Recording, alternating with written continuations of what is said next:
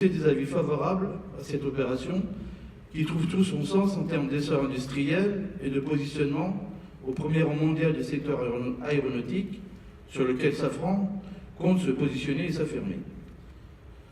Cela ne sera possible que si les premiers contributeurs, les salariés en l'occurrence, y trouvent toute leur place, et l'avis favorable ne vaut donc qu'après la prise en compte de nombreuses réserves auxquelles les dirigeants du groupe devront répondre pour ne pas affecter le social mais l'améliorer. Ce qui reste notre priorité est celle des salariés. A contrario, je tiens à alerter mes collègues salariés actionnaires ainsi que les investisseurs présents de ce que nous qualifions de dangereux pour l'avenir et la pérennité du groupe. C'est la stratégie financière qui va être proposée au vote à ce jour pour le conseil d'administration dans les résolutions qui vont suivre sur ce sujet.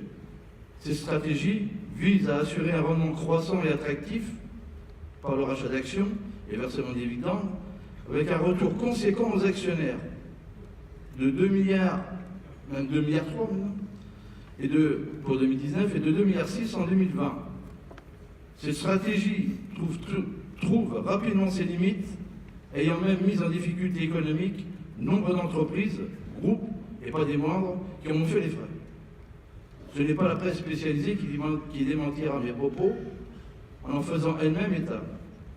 Ceci pourrait conduire à l'effet inverse à celui sur lequel, représentant du personnel Safran, nous avons donné un avis favorable. L'essor industriel souhaité et mis en avant par le groupe, le scénario catastrophe en découlant est malheureusement bien connu, et c'est en premier lieu les salariés, mais pas seulement, qui en feront les frais. Je suis porteur de voix de mes collègues salariés qui m'ont donné mandat pour m'exprimer sur ce sujet d'importance, bien sûr, et de voter contre ces résolutions. Donc je tenais à m'en expliquer et l'exprimer.